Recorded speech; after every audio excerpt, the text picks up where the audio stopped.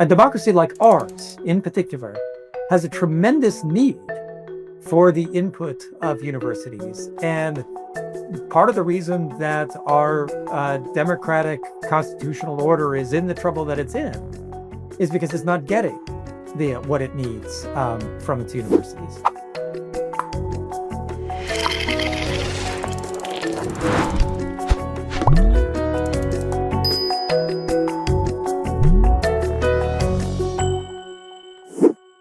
Jenna Storey, Ben Storey, welcome to Heterodox Out Loud.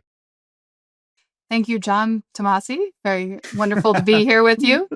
It's great to have the chance to talk to you today after knowing you so long.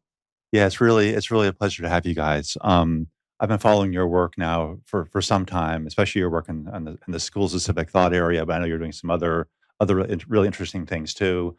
We're going to cover a lot of ground. I just want to begin though, just by inviting you to tell the audience a little bit about yourselves. As I understand, you both did your PhDs in the Committee on Social Thought at Chicago. Were you there at the same time? Yes, we met at a cocktail party at the University of Chicago in about the year 1999. We had an argument about Weber and Aristotle, as Committee on Social Thought students are wont to do. We continued that argument the next day. This turned into a long-running conversation that has continued for the subsequent 26 years. Very fortunately. Wow. So you that's even better than I hoped. I was thinking you were nerds in love, but in fact you were like nerding on Weber and so forth. That's fantastic. Weber. That's fantastic. And then you both taught at Furman. Were you in the same department at Furman? Yes, we were. So Ben was a year ahead of me at the Committee on Social Thought and went on the job market first, got a job at Furman. I followed him there. We had children. I eventually finished my dissertation and started teaching in the same department. Nice. And you were both involved with, I think, co-running the Tocqueville Forum there. Can you say a bit about that? Sure. The Tocqueville program is a project that I founded actually with my colleague, Ty Tessitore, in about the year 2008. And that's because we wanted students to have an opportunity to engage with the moral and philosophic questions at the heart of political life in the quest of becoming more dignified human beings and more thoughtful citizens, which was a big part of our understanding of really what liberal education's basic promise is. And so we hosted speakers from across the aisle. We hosted reading groups, and we set up a whole series of courses to put this into practice. And Jenna came on board after a couple of years after our children were out of diapers, and when she was ready to get back in the classroom. And this really became this sort of wonderful family affair with terrific momentum. And that was really a great part of our academic careers and something that we've been drawing on ever since. And so how many years were you at Furman? I was there for 17 years. Oh, a long time. I didn't realize it was that long. And Jenna, so you were there 16 or so, right? Same. I taught for about 11 years. Oh, for 11, right. Okay.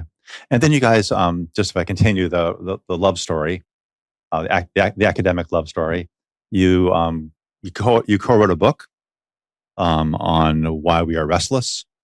Princeton 2021, 2022? Right. Yeah. 21? So we had been writing some shorter things together, but that was the first book we collaborated on. It really was a book that was started with Ben's dissertation, which was on Montaigne. He is one of the authors, the first author we treat there.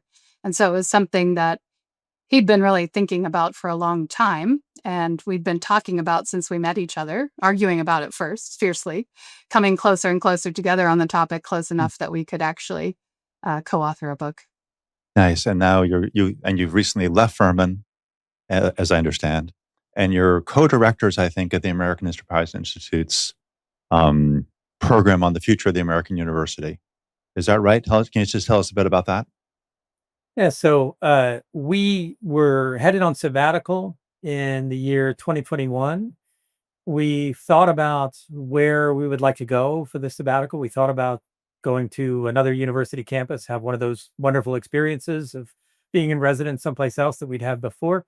But we thought, we've been in academic life for a long time, and there are other ways of thinking than the academic way of thinking, and we'd like to get a taste of that. And so we had a dear old friend, Yuval Levin, who had just started up a new division here at the American Enterprise Institute, the Social, Cultural, and Constitutional Studies Division.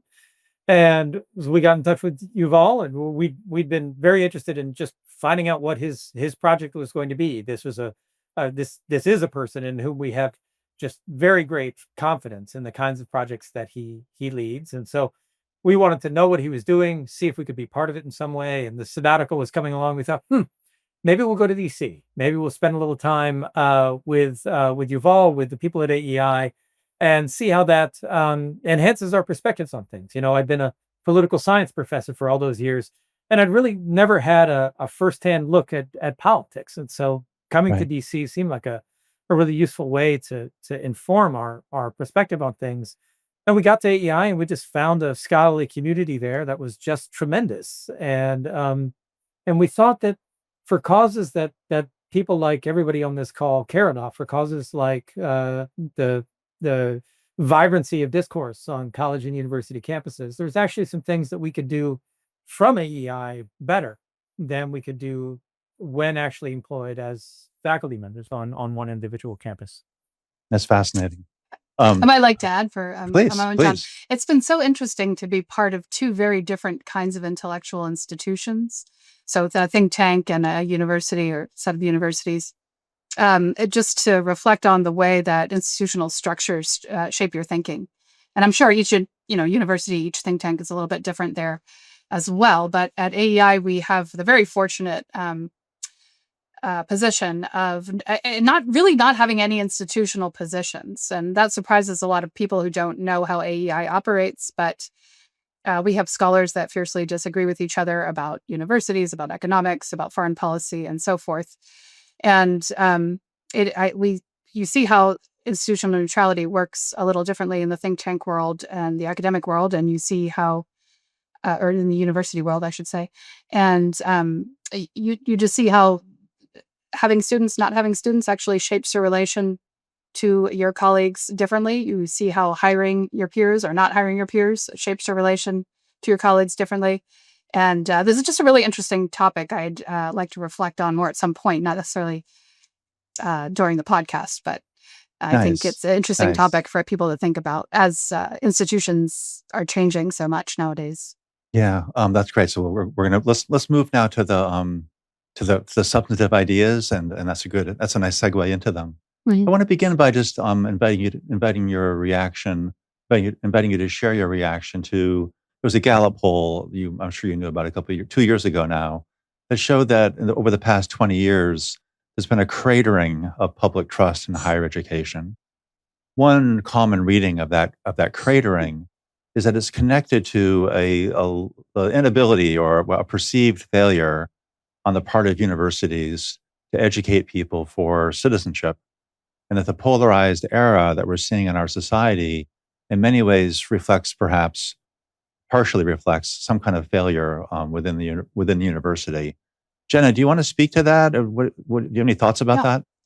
That question of the loss of public trust in universities is obviously a very urgent question to get some perspective on, because universities are suffering, I suppose you might say, right now from that lack of public trust in a particularly dramatic way.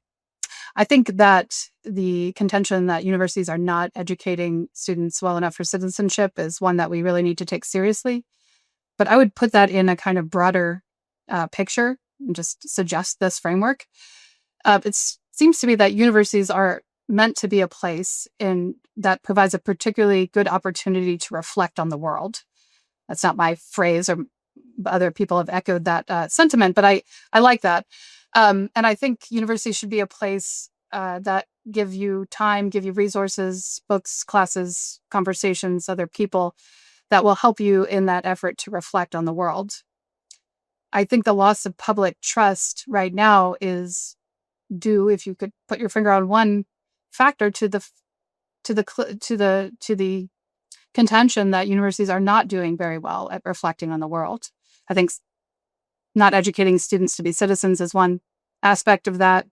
I think the lack of viewpoint diversity in universities is another aspect of that, because if you don't have a wide range of viewpoints that helps you understand your world, your society, at home in the university, then you're not going to do very well at that job. And I think also the way that we think about liberal education puts us a bit askew to the perspective that we need to really reflect well in the world. A wise man once said that, I'll quote this wise person, that a university should be, quote, an island of patience and a culture of haste. I can't remember who said that, but it just stuck in my mind. Was it the person sitting next to you? Well, is that you? Who is that? That was funny because whose line is that? I love that line. That's Ben's. He wrote that line. But let me again, an island of patience and a culture of haste. And I'll just share with you that a chancellor, a wise man, a chancellor of Brown University in recent years, once said to me that the genius of universities is slowly. Now, I'm not sure to think about that. And like you, having moved from an academic world to a think tank, is a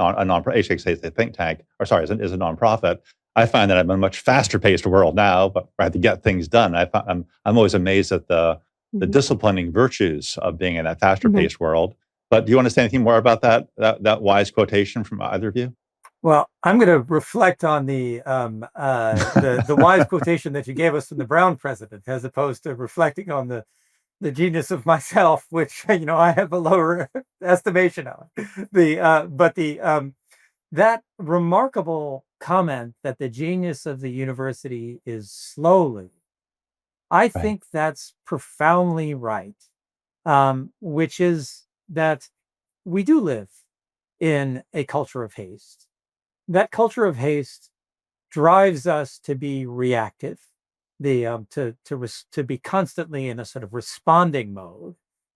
And the university should allow us to sit back, reflect, think profoundly about what we want to do and why we want to do it, and act in the light of a much more comprehensive view than we might be able to take if we were constantly living in the reactive environment of the day-to-day. And so in that sense, that's the universities are structured to encourage this kind of long-term thinking.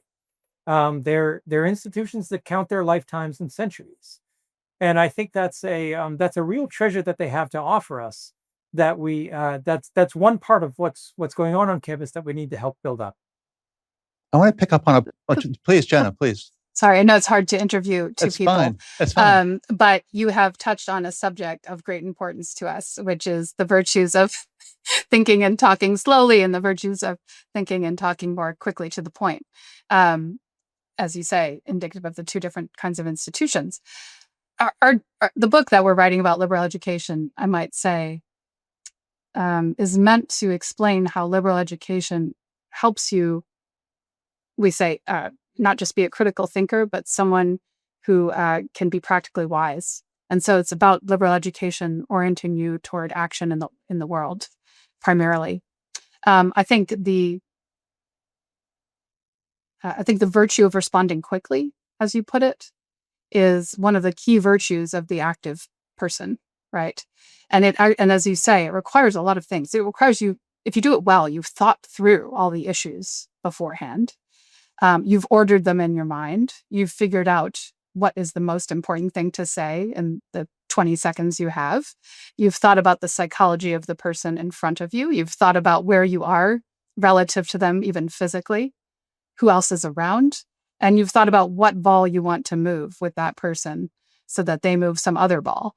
And it's really a fascinating topic to me. I think you're right to say in the nonprofit world, it has to be exercised in a way it doesn't really get to be exercised usually in the university world. And in part, it's our fascination with that. It's in part our sense that universities, while they certainly shouldn't operate according to that all the time, having more respect for the active life, as it were, would actually do universities quite a lot of good. Nice. Can I return to a point, Jenna, you made a few minutes ago, started to make a few minutes ago about ideological diversity and the importance of that within the university. And let me just set the stage with my own observations, how I sort of see the terrain here. I think historians looking back at this period of our troubles, and I mean sort of a 50-year sweep now, taking the universities at their slowness, but also at their broad gauge capabilities. I think an historian of the universities would say there were two great trends going on regarding inclusion and diversity within universities. On the positive side, over the past 50 years, we've seen a tremendous transformation of universities in the US in particular towards inclusion. So universities were not that long ago extremely exclusive places, especially the elite schools were primarily for people of a certain socioeconomic standing, a one gender, almost entirely one race. The final Ivy League school, this is one of my favorite stats, the final Ivy League university only began graduating women in 1987. Wow. Columbia. That's the year I graduated from college myself. So it's like, to me, it seems like yesterday. But it's pretty shocking to realize that the citadels of power were excluding women, even that recently. African Americans were excluded historically. It only began arriving on campus quite recently by that historian's perspective, the blink of an historian's eye, we might say. Jewish students have been discriminated against historically in different periods from the beginning. Muslim students only began arriving on campuses in any significant numbers in very recent years.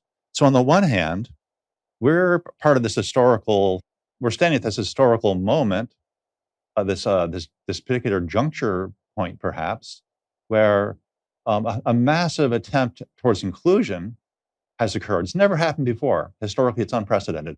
All the great universities of the past, Plato's Academy, Bologna, Oxford, Cambridge, early Harvard, even the great universities of the mid-20th century, the early 20th century, for example, Johns Hopkins and Chicago, they never attempted inclusion on the scale like we've done. So on the one hand, we've done this incredible project of bringing in people who are excluded, which is important. If we care about truth and knowledge and understanding across differences and growing together as imperfect learners, then we want that. On the other hand, now, the other side of the story, the historians would tell, is that over the past 50 years, 60 years, there's been a remarkable decline in ideological diversity. On some studies, I'm sure you know some of the statistics, on some studies in 1960, 61, professors in the US identified left to right roughly 2-1.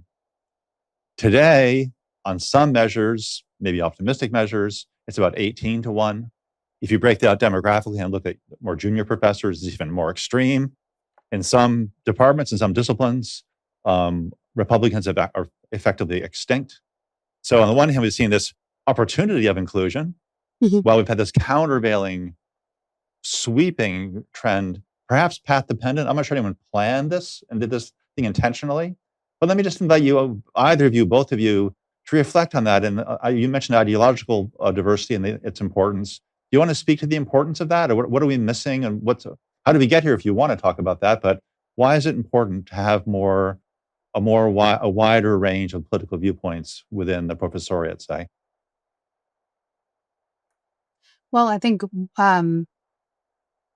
one reason it is important to have a wider range of viewpoints in the university is, and this is just one reason, but a wider range of people in society feel like they have a stake in these institutions. I think the loss of public trust that you were speaking about at the beginning is in part due to the fact that so many people feel excluded from our universities. And that's on a number of different grounds, could be cost as well as viewpoint.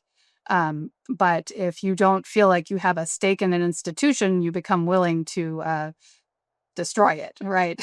You don't care what happens to it. And whether rightly or wrongly, I think enough people feel that way that they've been able to empower certain people to take some steps that might be shocking to those inside the universities right now. I want to ask you about some of the current actions by the federal government, but let's pause on that still just for a bit later. We'll save that question. Yep. Is there more about ideological diversity that you want to add? Well, I think this has been a topic that's been important to Ben and I since the beginning of our teaching career. In part, I guess that would most fundamentally that would be because we had perceived that there were certain questions that were not being routinely asked in our discipline, certain topics that were not being explored, certain books that were not necessarily being read or to the degree that they should be read or explored. And I would say, that is really the fundamental driver for us on the viewpoint diversity question, although I think it's obviously very important to consider what I just said about the public trust angle. So our Tocqueville program that you mentioned at Furman University was like many other such programs around the country, and may perhaps in some way your program, John, at the Political Theory Institute at Brown, a place that was meant to be a home for students all over the political spectrum to meet and to examine, different, really widely different political and other ideological perspectives on every issue. We're very happy that we actually had a Society of Fellows program, so students that committed to the Tocqueville program to take a certain number of courses and do extracurriculars. And when I didn't think about where they were coming from politically, but when I was pressed on it, I counted them up, and it was, pretty evenly split with a few in the middle who didn't know what they were up to, which is great, And so it made for a really good discussion. I think that's the Nice. other important corollary. No one Right. felt like they could walk in the room and just say something and get a laugh or a sneer. Everyone felt like if I'm going to say something, I have to back that up. And I'm also counting on, given the environment those students were able to help us create, counting on people to take me seriously and ask questions, argue back, ask for more. So, it's a number of things. Questions not being asked, really good conversations not being had. Also, just the university becoming a place that doesn't reflect well on society, and therefore society starts to give up on it. These are all reasons we care about viewpoint diversity. So when we did something at Furman for that, and we, we're very happy with that. But when we came to AI, we saw one of the things that we could do from here that was not what we could do within the context of any particular institution would be to start thinking about the very hard question of how do you get viewpoint diversity in the faculty? Because there's a very particular method, of course, of hiring faculty and promoting faculty and cultivating faculty that is unique to the university. They're not employees like other businesses. And how do you tackle that difficult problem? So we have proliferated models over the last 4 years, I'd say. And at this point, we're purveyors of models of viewpoint diversity. We have short-term solutions, we have medium-term solutions, we have long-term solutions. I have to say we've been very grateful to and gratified to be able to partner with some universities who are also thinking hard about this, faculty and administrators who are thinking hard about this, to launch some programs together. So I want to go a little slower and just pause a bit longer on ideological diversity. So I'm sort of hearing two things that you're saying. One, I heard very clearly, and that's something like, if a university system, which takes a lot of public funding, which all universities do, public or private, if they're private, they take, people, they have all kinds of tax advantages and so on. If a university system that takes public funding allows itself not to be representative of the citizenry broadly, it's unfair, for one thing. And it's also setting itself up for a backlash. That's an important point that, Jenna, you made just a moment ago quite well. I want to just put another thought on the table just to see what you think about it, because it's sort of what I learned building a center at Brown. There's also something about an active loss of opportunity for learning on the part of students that goes way beyond questions of fairness or just anger at the fact that the institutions would do this to themselves and allow and think that it's okay. And let me express that, if I may, dramatically. I had my center at Brown was founded because of these two students, both very prominent speakers on campus, one from the left, one from the right. They both had columns in the student paper. One defended the mainstream Democratic Party view, one just defended the mainstream Republican Party view. And they came to me with this feeling of restlessness, this feeling of wanting more than what they're being served up. And one of the students said to me, he said, this is about the two parties now, he said, "We did not come to college merely to become more skillful defenders of some inherited ideology. Mm-hmm. We came here to think for ourselves."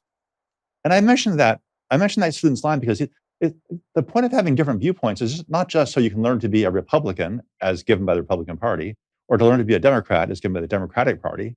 Rather, that's a very ideologically loaded way of thinking about learning. I think we all, as professors, know, or at least we hope, that learning is really about the future, the frontier, about new things. And I think we want to have students hear from different viewpoints from Republicans and Democrats, not so they can know what those viewpoints are, so much as so they can have launching points, different sets of assumptions, different questions that are seen to be important that they can develop their own minds in response to. I mean, does that resonate with you at all as teacher? Ben, what do you think about that? Yeah, John, this comment causes me to reflect on a couple of documents that have become really important to Jenna and I lately. Yeah, one is the AAUP's 1915 report on academic freedom, really the founding document of the AAUP. And for this conversation, what's most important about that document is that therein, the committee that wrote it identifies both a legitimately progressive element of scholarship and a legitimately conservative element of scholarship. And I think we've lost sight to a great deal of that legitimately conservative element of scholarship. And that impoverishes the kinds of conversations that you can have on campus. And I say this not out of a desire to go backward. And this brings me to the second document that your comment reminds me of, which is Hannah Arendt's wonderful essay on the crisis in education, in which Arendt describes the posture that an educator ought to take with respect to the young. The educator should, Arendt argues, take the perspective of someone who takes responsibility for the world and presents it to the young, not so as to simply cause them to be simple continuations or reincarnations of the world of the past, simply to Right. form them into that mold. That's right.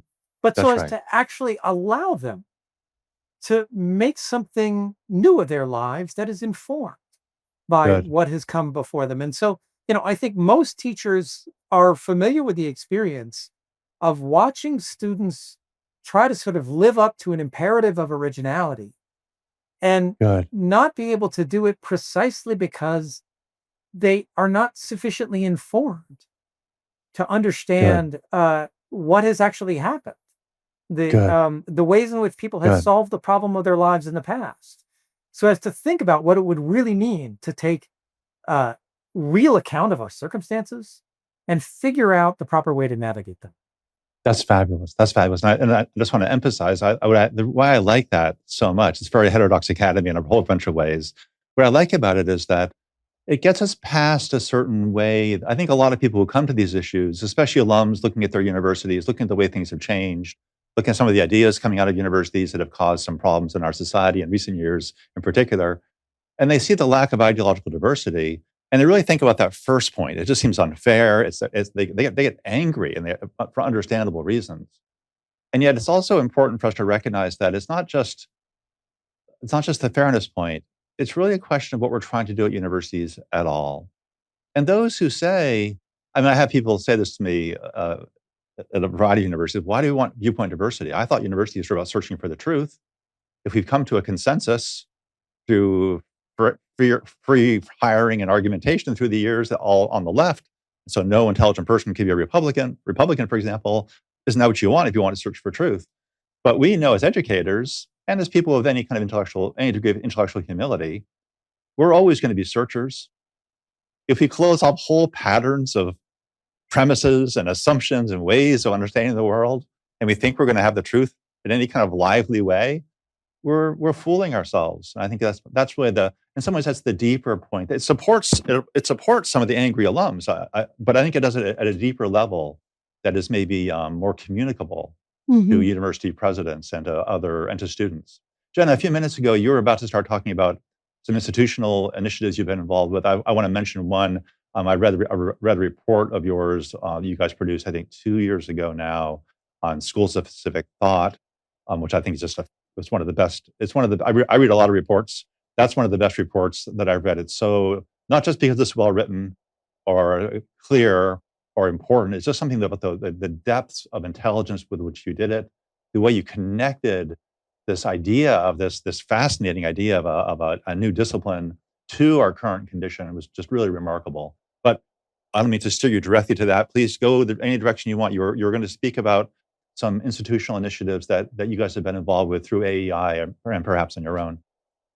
Jenna, Right. do you want to speak to that? Yes, I would. I'd love to talk about Schools of Civic Thought in a moment. But and that's something, as you say, we've been thinking about. It's a very rich and complicated project. You've been thinking deeply about it. That report is called Civic Thought: A Proposal for University Level Civic Education from AEI, December 2023. We'll put a link to it in our podcast. Oh, thank you. But it's a gem. It's a treasure. But anyway, please. I might just speak to your previous point for one moment, though, about the deep reasons to have viewpoint diversity in the academy, and not just the political reasons. I think because I mentioned before, we've kind of organized our models for introducing viewpoint diversity or enhancing viewpoint diversity in the academy into short, medium, and long-term solutions. And I think actually that is important to do just for practical reasons, because you do need to do something right now. You need to do something that's going to have effect for the current cohort of undergraduates, medium term. But you really do need to think about the long-term health of the academy. Then reference 1915. Like, we're trying to think in very long-term perspectives here, right? What has happened over the last 20, 30 years? What has happened over the last 100 years, to depart even from that document?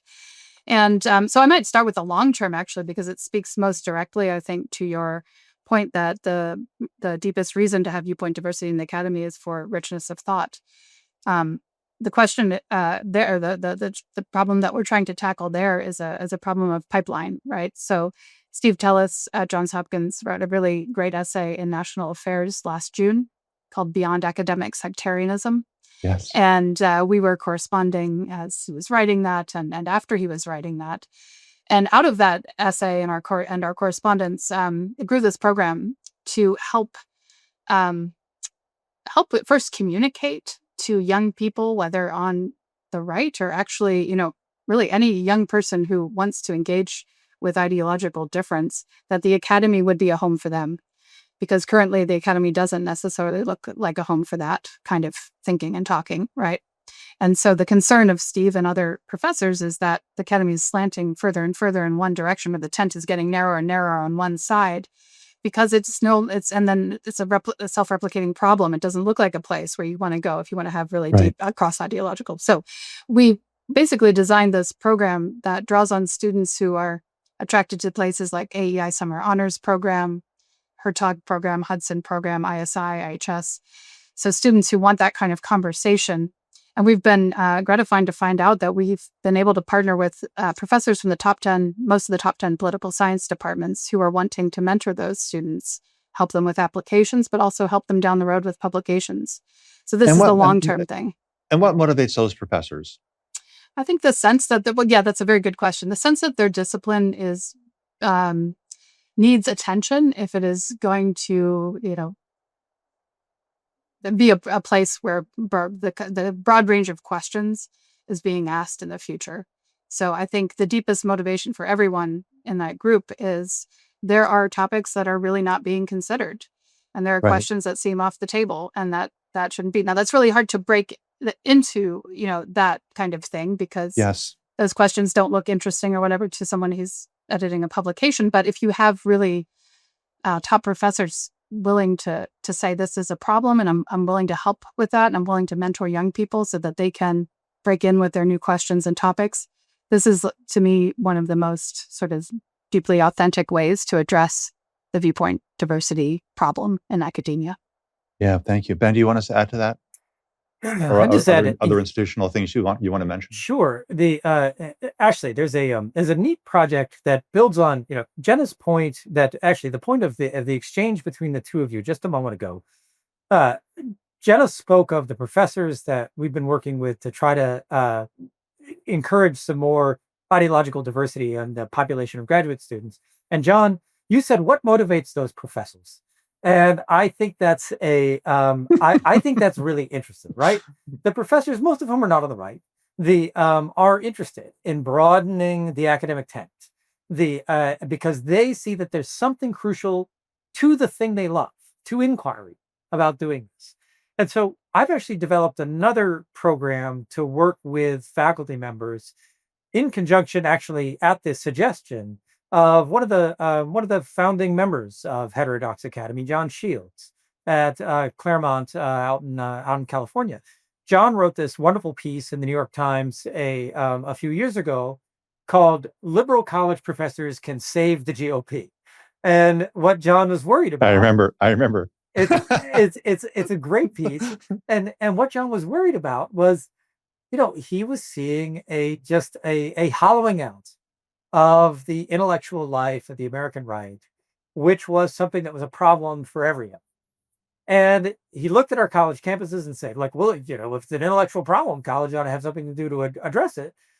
But he also knows very well, because he wrote a book about the subject, that there are almost no conservative professors who can address this kind of thing, who could give the young right that is advancing through college a better education, so as to allow them to think more seriously about the public problems that they're going to go on to try to address. And so John said, well, look, ideas are not the same thing as identities. We ought to see if liberal professors would, he just suggested liberal professors, you ought to teach conservative ideas. It would be better for everybody. It'd be better for you. It'd be better for the students. It'd be better for liberal students. It'd be better for the conservative students. It'd be better for the country. Everyone would profit if you did this. And John got a flood of mail from people who read this article, professors who read this article said, hey, if I could get trained in something like this, this is something that I'd be very eager to do. And so John came to us last summer and said, hey, do you think I could partner with AEI to set up a program to actually train people who are not already members of the choir, who have not been through the small but tight-knit world of conservative academia, and see if some of them would be interested in learning about some of these conservative ideas, and incorporating them in some ways or other into their teaching. So John and I set up a program with the help of AEI's academic programs team. We're gonna run this thing this May for the first time. Going to be a week-long workshop. We've got wonderful scholars at AEI, people like Yuval Levin and Nat Continetti and Adam White, and also people from around the country, like Jennifer Burns, from Stanford, and Frank Leichter from Emory, and John himself. Jennifer famously wrote "The Goddess of the Market," a book about Ayn Rand at a time when she was, I think, an untenured history professor. I met her. I was out at Stanford giving a talk, and this person walked up to me and said, "I'm working on a book on Ayn Rand." And I said, "Good luck to you. I just don't know what's going to happen."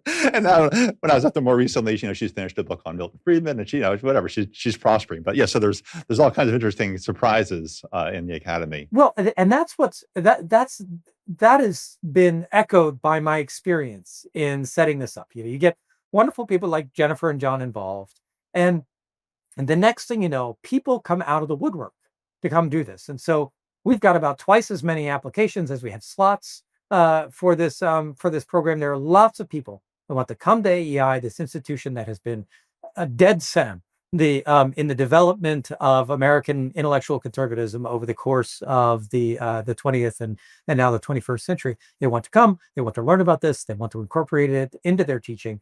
And this is another way in which this is another of the, Jenna was speaking about a very long-term solution for bringing ideological diversity into the academy. But there are also things you could do much faster by just like getting some new books and into the classroom, getting some new courses into the catalog. That's right. And I'm sure you're aware there are initiatives underway. We're going to move to the federal changes happening in a moment or two, but there are initiatives underway at a growing number of colleges to talk about constructive disagreement, ways to do discourse across disagreement. And that's been another, it creates a certain pipeline urgency, which I think opens the door for people seeing the importance of the project like the one you guys have been involved with at AEI. That's sort of in there. But I do want to just invite you to say a little bit about the School of Civic Thoughts initiative, because I personally find it's just really fascinating.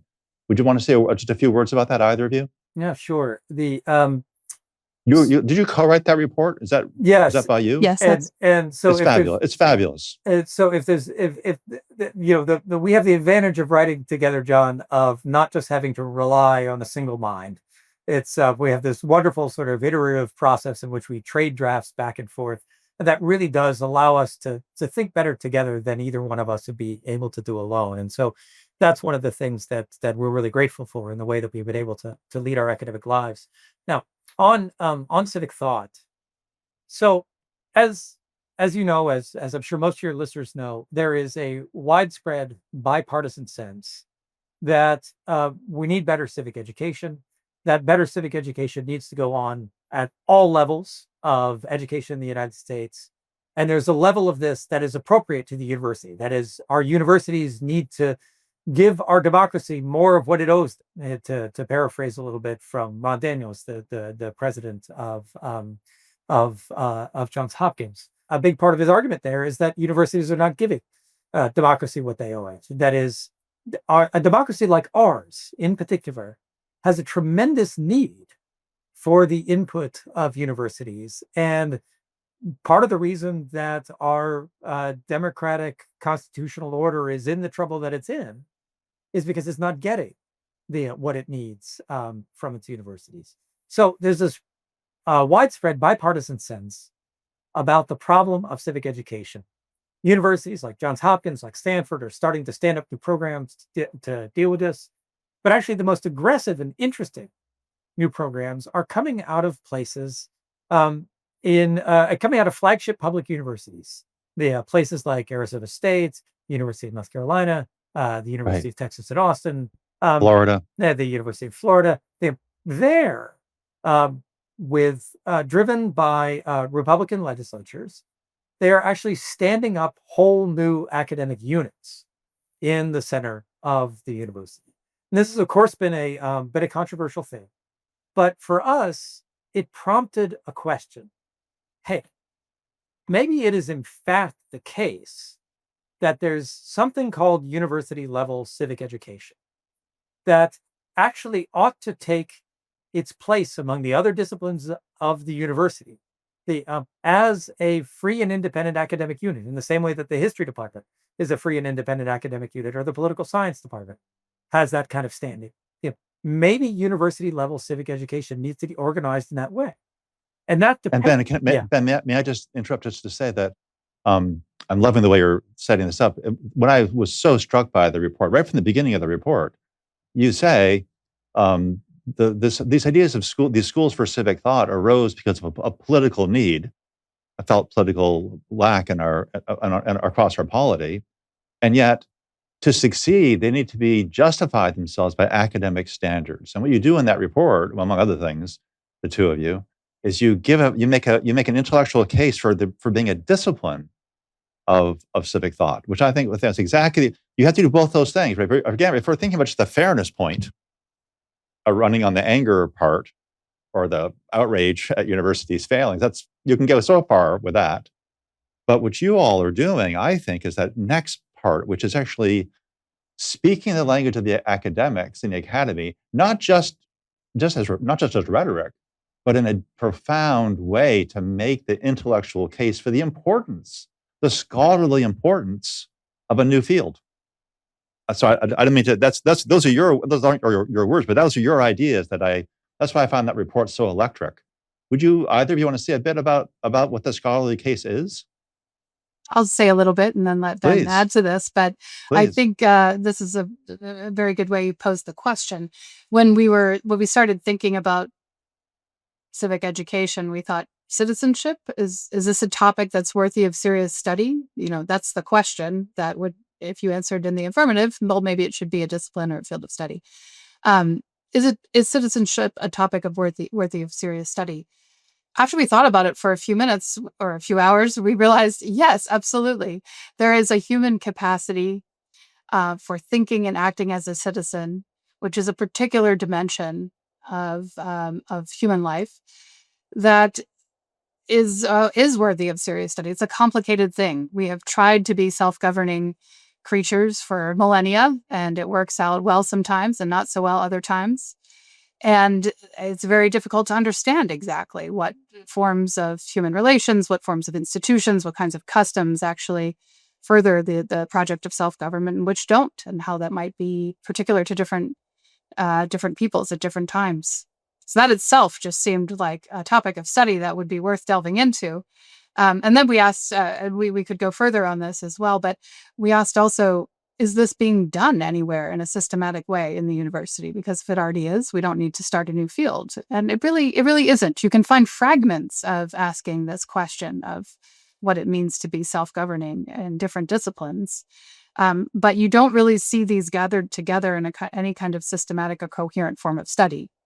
So one of the interesting things that happened after writing that AEI report is that have got contacted by a lot of different people, both administrators who are curious about this whole idea, but also different faculty members, not only from, you might expect, political science or history, but also from English, also from the sciences, saying, I think I actually have something to contribute to that question of how human beings can think and act like citizens. And I can't really do that where I'm located. So to me, that's an argument for reorganization of intellectual energy. Put these people together in a school, in a department, program, and let them do their thing. Just add one note of amplification to what Jenna was saying there. When we started thinking about this, we were fixated, or our attention was drawn to the Greek figure of Prometheus. That is, we started to wonder, why is it that the first self-governing people, at least in our tradition, presented themselves to the world in the light of this figure who stole fire from the gods?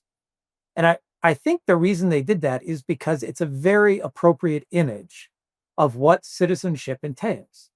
Think about it. We together are going to take power over, exercise responsibility for all the decisions of our common life. We're going to decide what the laws ought to be. We're going to decide who ought to hold office, when we should kick them out. We're going to decide what counts as crime and what the punishments ought to be. We're going to decide who's guilty and who's innocent. We're going to decide when to go to war, when to make peace. We're going to decide what the children should be taught. We're going to decide what the old are owed by their society. We're going to decide everything. That is what it means to be a self-governing people.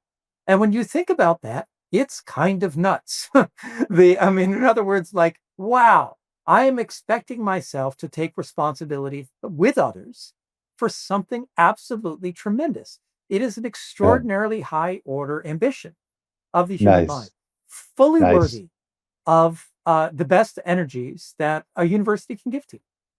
I love that you put it that way, but let me just confess to you that, or I'll just share with you, that when I first heard about your work on this area, I thought to myself, a discipline of civic thought seems way too narrow. I thought, civic thought, what's it going to be? They're going to learn, how does a bill become a law?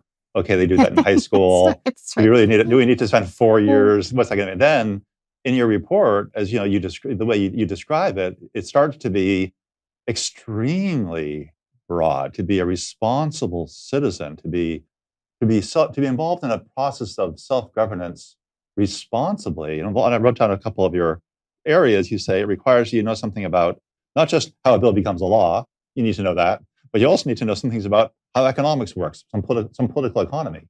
You need to know something, what it means, how do you educate a human being?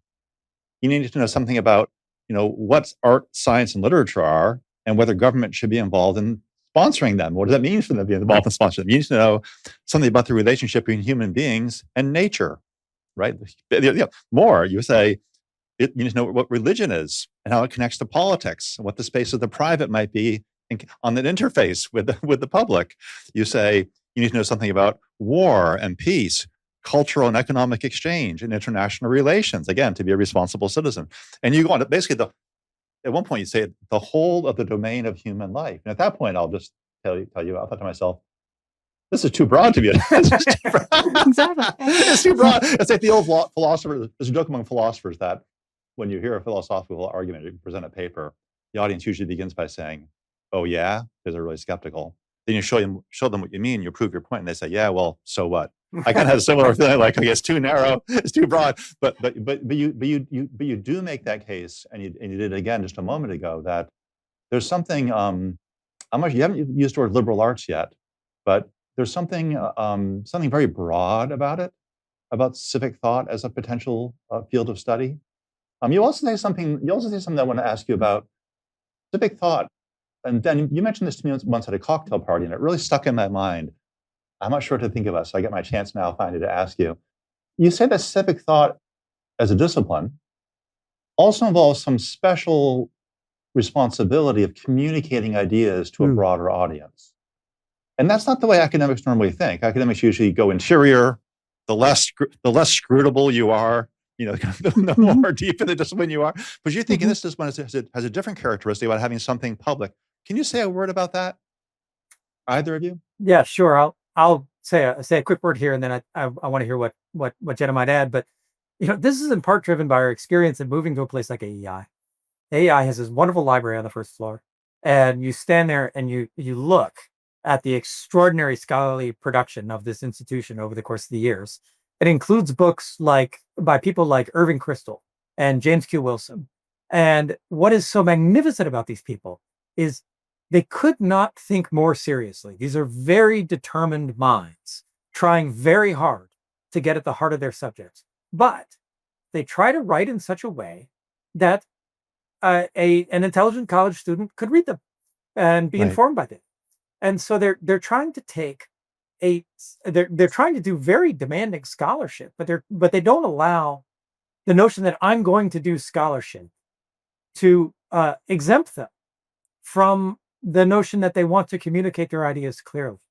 And so it seems to us that universities should be focused on intentionally developing that kind of scholarship that can be more publicly accessible. That's nice. And can I add just an example of that, if I may, and I'll just see what you think about this. For me, one of the most stunning examples of that, of a particular AEI scholar doing that, is Charles Murray, especially in his book Coming Apart. And as you know, in Coming Apart, he talks about this divide, which turns out to be a prescient, as often with him, a very prescient work. But what really struck me about it was that he uses examples. You probably know the famous test he developed about how thick your bubble is. And he developed these kind of homey questions, like, when's the last time you had a 6-pack of beer in cans in your fridge? Who's Jimmy Johnson? I answered the football coach. He said, but the football coach, you get 1 point. Jimmy Johnson is like the most famous NASCAR, all this sort of stuff. He sort of shows you the limitations about our bubbles. But he does it in a way that's directed at an audience of regular people, undergrads, for example, not the elite way back in the, and I think that disciplined him to be really thinking about, well, what's coming apart? This particular society is coming apart. I'm not making an abstract argument for the ages. I'm talking about something fundamentally deep, fundamentally important, fundamentally social scientific about this world. And I'm going to do it by messing around with your views about who Jimmy Johnson is. And to me, that was like, there was a additional intellectual firepower that can only have been brought to bear because he was aiming to communicate that to regular people. You don't talk about that in your report, but I just find that really I found that just compelling. I think it would be very helpful for academics to realize, or a greater number of them to realize, that writing for the general public is itself, as you said, a discipline. It's a very exacting enterprise, and I think one way to see that is to juxtapose it to writing for peer review. When you're writing for peer review, you know who your peers are, basically. You have to learn and you have to do work, but then and there are 25 people, 50 people, 100 people, maybe at the most. When you're writing for the public, you actually have to create your audience most of the time as you're writing for them. Or at least when you're starting out, you have to create that audience. I feel like almost in every new piece, we have to think of the audience and create it. And that is an incredible challenge. I also wanted to say one thing about, I think, how that you juxtaposed writing something abstract for the ages to speaking to the now. We've been thinking a lot about what it takes to write a book that endures, right? Because you want your books to endure, or you just want to understand books that have endured. Just strikes me as an amazing thing that we're still reading, say, Plato's Republic after 2,500 years. How did he pull that off?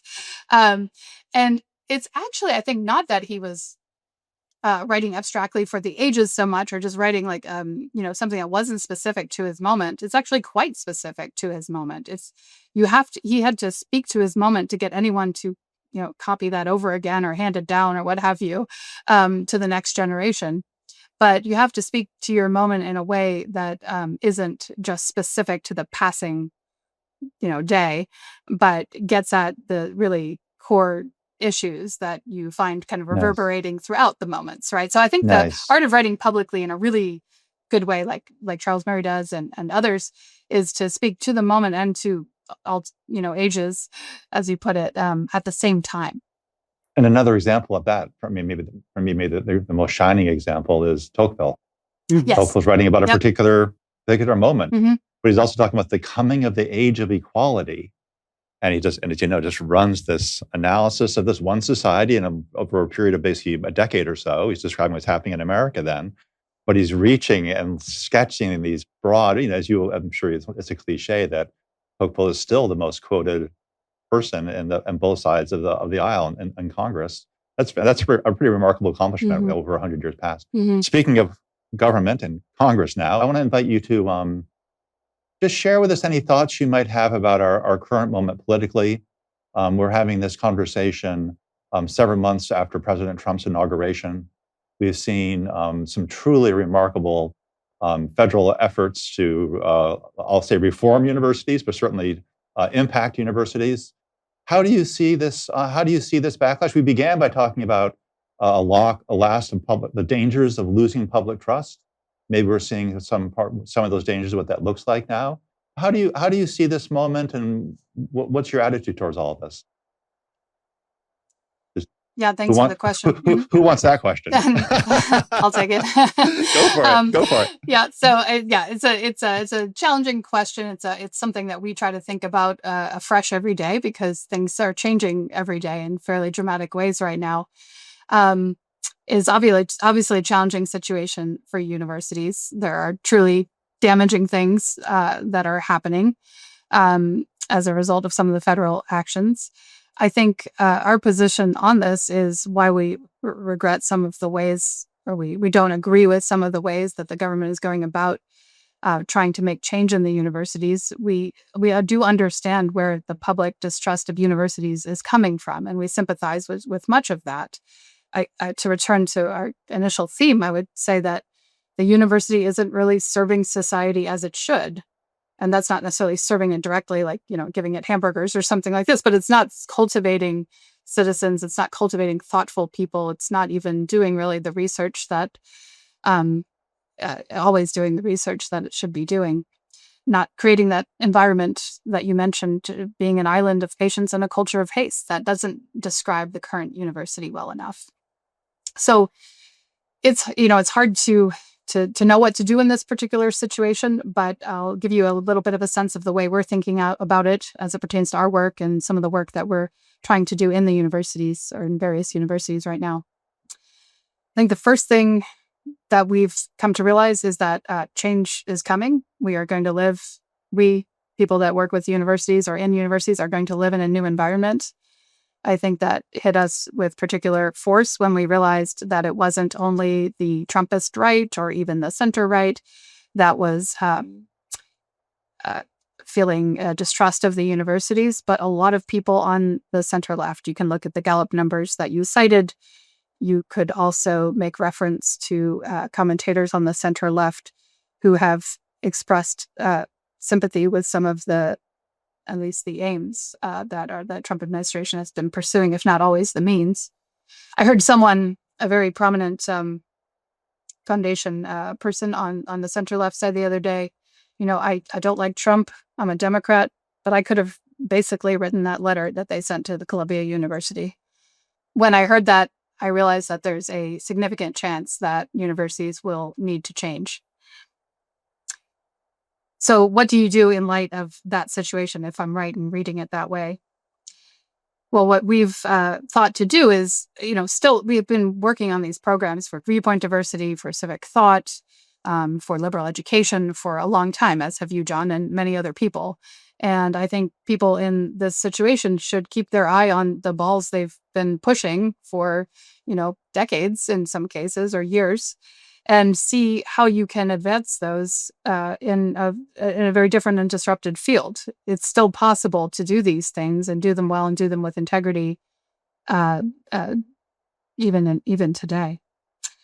And I guess to say 3 more things that would guide our action there, we try to look for a large majority of people in the university and out that would support what we're trying to do. Like when 70% of people say, yes, that's a good idea, that's usually a good idea.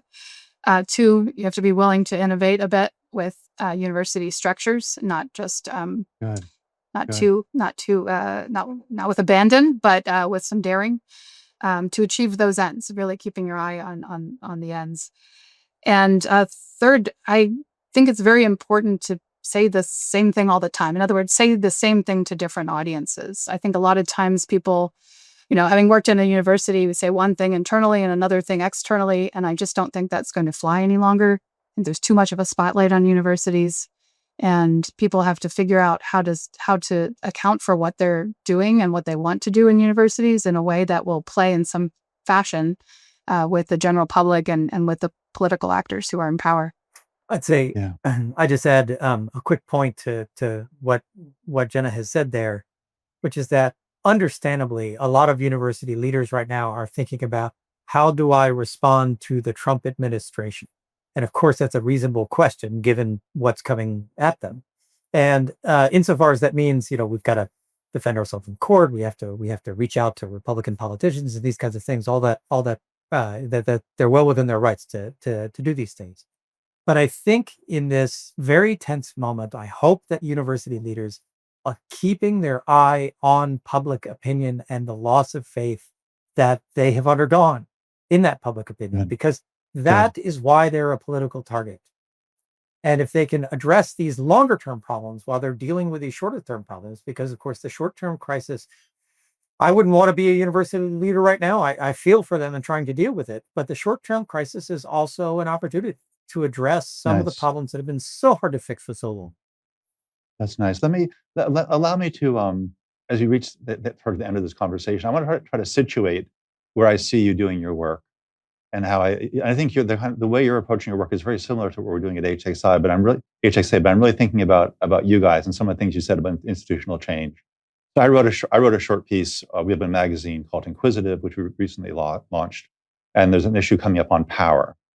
And I wrote a piece on Mill and Marcuse. And as you know, the great debate between Mill and Marcuse. Mill says there can be a free exchange of ideas can lead to truth. 1956, right? And then in Marcuse, 1968, writes this thing called repressive toleration. Repressive tolerance, this Marxist article saying, well, yeah, free exchange of ideas can lead to truth, but if the pre-existing power imbalances are out of whack, they'll just reproduce the imbalances and get them again. So Marcuse says, in that case, to correct the imbalance of power, you can use all available illiberal means, violence, all kinds of things.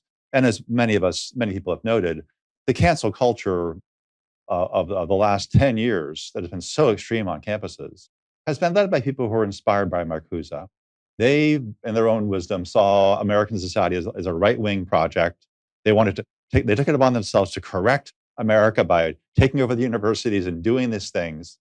And now what we're seeing, though, with Trump coming in, is a very Marcusean counter movement, but it's still very Marcusean. He's saying there's an imbalance of power on the campuses, and I don't care about the free exchange of ideas and respecting all the norms of non-censorship. I'm going to use the force against these people big time, and I'm not going to worry too much about the legal niceties of some of this. And so we really find ourselves is that there's a conflict on campuses. There's already a backlash growing against the Trumpian position. We find ourselves in a conflict between illiberals to the left of us, illiberals to the right of us. I can't help quoting Tennyson. Illiberals to the left of us, I'm paraphrasing Tennyson. Illiberals to the left of us, illiberals to the right, volleyed in thunder, into the valley of death fell our university system. Something like I'm trying to do the Charge of the Light Brigade, probably not very well.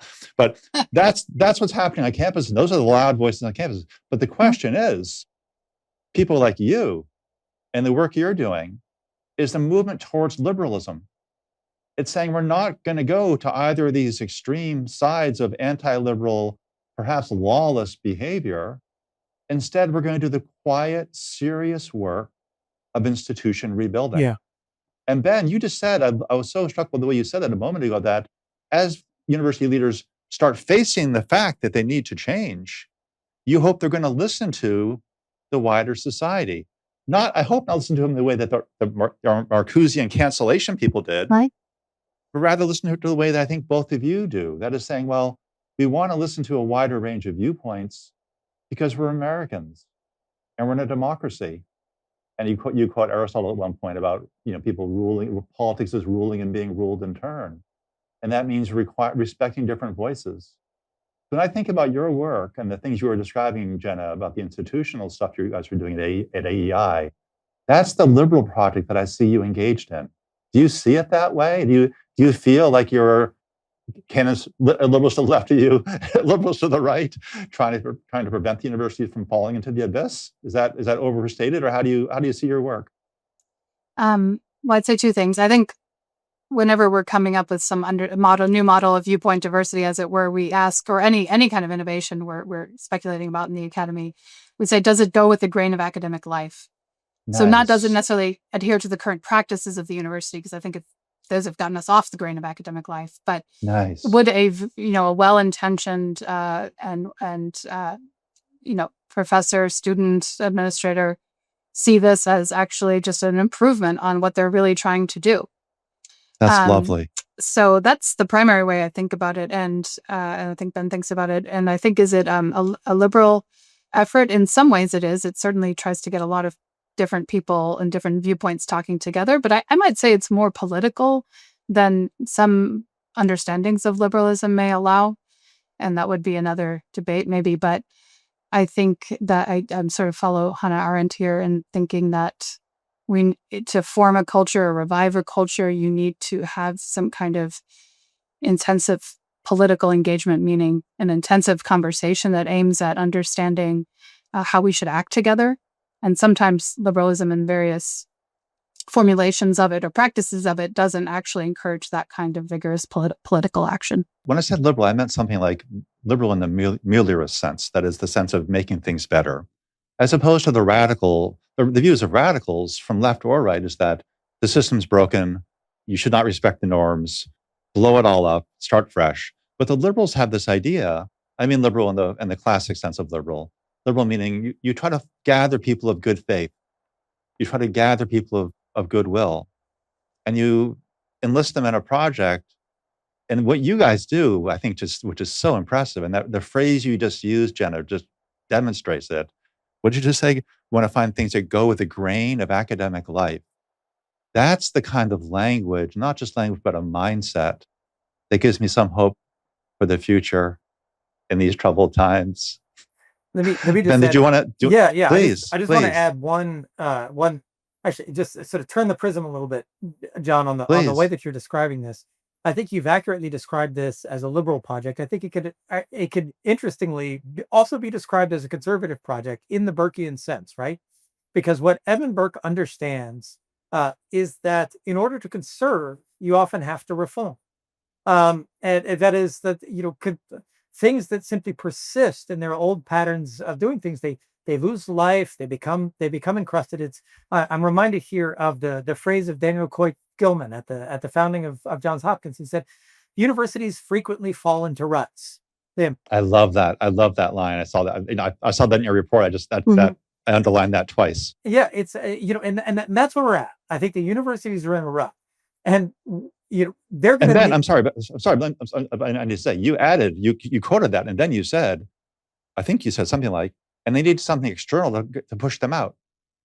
Like, so it's a wagon and a rut, but you need someone to say, let's get this thing up and out. Right. And but not blow it up, not put dynamite there and blow the thing up, but like push it out of the rut and keep it moving. Right. And there's a distinction between giving something a shove so as to give it out of a rut and hitting it with a sledgehammer in order to smash it.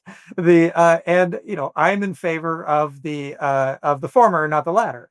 But that's where we're at right now, is that this needs to be, Jen and I recognize that this country is inconceivable without the contributions of its universities. Harvard was founded in 1636 in time for the first generation of children born in that colony to get college educations. And that is absolutely essential because our regime is really complicated. It's a constitutional democracy with all kinds of Rube Goldberg projects built into it. You don't think of that unless you've got a significant measure of education. So we have to run ourselves in an educated way. And so we love our universities and want them to flourish. But right now, in order to flourish, they do need some outside help. Jenna Storey, Ben Storey, thanks for coming on Heterodox Out Loud. I admire the work you're doing tremendously. Thanks for your leadership at AEI. I'm hopeful. I'm hopeful. I'm more hopeful for our future than I was before we started this conversation.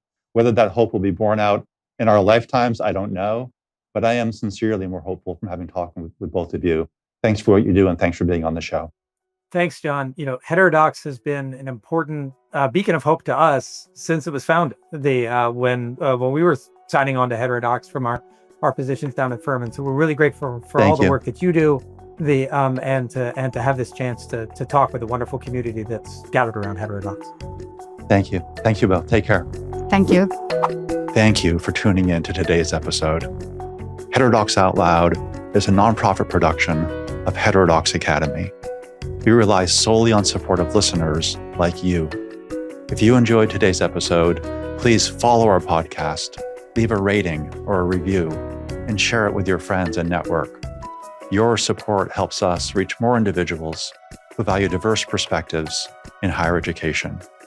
If you are in higher education, visit heterodoxacademy.org and join the thousands of professors and students from all around the world who are working to support open inquiry. Until next time, I'm John Tomasi, reminding you that great minds don't always think alike.